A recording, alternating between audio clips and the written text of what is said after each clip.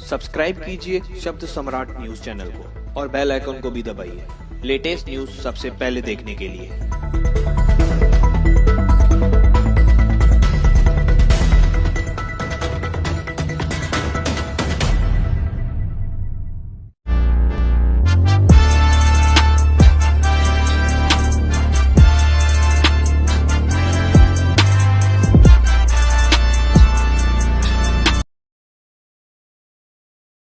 नमस्कार, शब्द सम्राट न्यूज में आपका स्वागत है। मुंबई से सटे अंबरनाथ पश्चिम परिसर में स्थित नया भिंडी पाड़ा परिसर में स्थित शिव मंदिर के पास बीती रात प्रभाग क्रमांक 4 से भाजपा उम्मीदवार पवन वालेकर के ऑफिस पर 2 मोटरसाइकिल सवारों ने 4 राउंड फायरिंग कर फरार हो गए। वहीं उनकी ये घटना ऑफिस के बाहर लगे सीसीटीवी कैमरे में कैद हो गई। वहीं गोलीबारी करके मोटरसाइकिल सवार बदलापुर की तरफ भाग गए। वहीं इस घटना को लेकर अंबरनाथ शहर एक बार फिर से सुर्खियों में आ गया है। वहीं भाजपा नगरसेवक पद के उम्मीदवार पवन वालेकर ने कुछ दिन पहले ही पुलिस में शिकायत दर्ज कराई थी कि कुछ अनजान लोग उसके ऑफिस के बाहर घूम रहे हैं।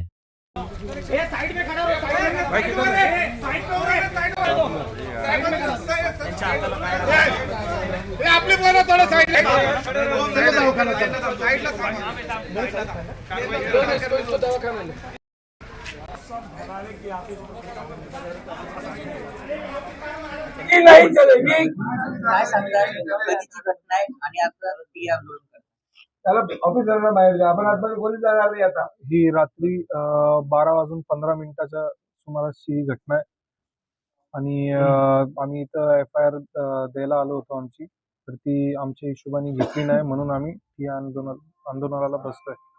कुणी गोळीबार केला काही माहिती समजली?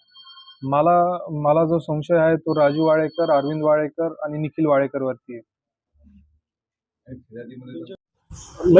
आपण काय सांगाल, निवडणुकीला 2 दिवस राहिलेत, याआधी देखील पवन वाळेकर यांच्या कार्यालयाबाहेर बाचाबाची झाली होती आणि आज चक्क गोळीबार झालाय। गोळीबार झाला हे काही अंबरनाथसाठी नवीन गोष्ट नाहीये।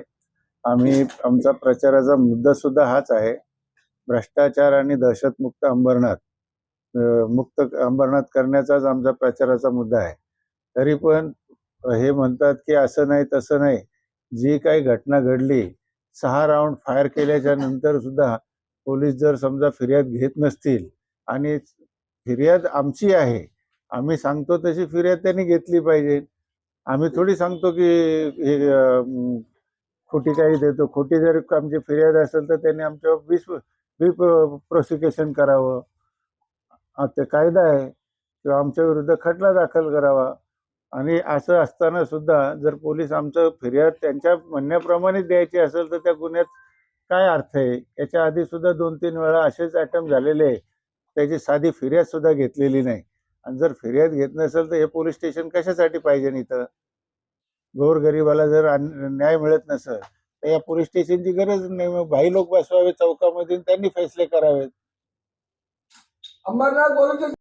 सर काय सांगाल, ती आंदोलन करत आहात, आज निवडणुकीला फक्त 2 दिवसच अवघे शिल्लक राहिले आणि आज गोळीबार झालाय, त्या विरोधात आपण या ठिकाणी गुन्हा दाखल करण्यासाठी आलो होतो, मात्र तुम्ही ती आंदोलन करता। 12 वाजता 12 सव्वा 12 वाजता या ठिकाणी फायरिंग झालेलं आहे।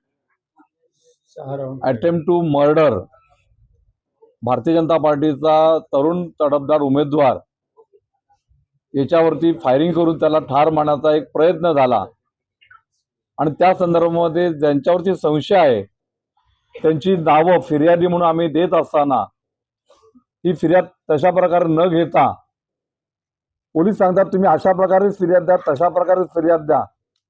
याच्या अगोदर देखील त्याच्या कार्यालयावरती हल्ला झाला 30 तारखेला, त्याला देखील त्याची फिर्याद घेतली नाही, त्यावेळी देखील तक्रार घेतली नाही, कोणत्या प्रकारची चौकशी केली नाही। म्हणजे कोणाचं काम करतायत? आज आमची फिर्याद जोपर्यंत घेत नाही तोपर्यंत आम्ही या ठिकाणी उठणार नाही, हा आमचा ठाम निर्णय आहे। मुर्दाबाद मुर्दाबाद पोलीस स्टेशन मुर्दाबाद। 2 दिवस शिल्लक राहिले, मुख्यमंत्र्यांची जाहीर सभा देखील आज आहे। ते सांगतो 2 दिवस शिल्लक आहेत निवडणुकीला, आणि 2 दिवस अगोदर ही डायरेक्ट म्हणजे फक्त कार्यालयावरती नाही तर आमचे उमेदवार यांच्यावरती डायरेक्ट फायरिंग करून त्यांना ठार मारण्याचा प्रयत्न झालेला आहे. इतकी गंभीर बाब असून देखील आम्ही 12-12:30 वाजल्यापासून या ठिकाणी आलेलो आहोत आणि अजूनही एफआयआर झालेली नाहीये. आणि एफआयआर मध्ये जी फिर्यादी म्हणतोय ती फिर्याद त्याची न घेता पोलीस सांगतात की तुम्ही अशा प्रकारे फिर्याद द्या, तुम्ही कोणाची नावं टाकू नका. अरे आमचा ज्यांच्यावरती संशय त्यांची नाव सांगणार ना, अशी अर्धवट फिर्याद घेणार का? त्या फिर्यादीमध्ये जर काय निष्पन्न झालं की ज्यांची नावं दिली ती त्याच्यामध्ये नाही आहेत तर त्यांना सोडून द्या, 169 करा, समरी करा, करता येतं ना. सगळे नियम आहेत, कायदे आहेत. पण कायदा या अंबरनाथ पोलीस स्टेशनमध्ये राबवला जात नाहीये हे स्पष्ट या ठिकाणी मग बघायला मिळत आहे.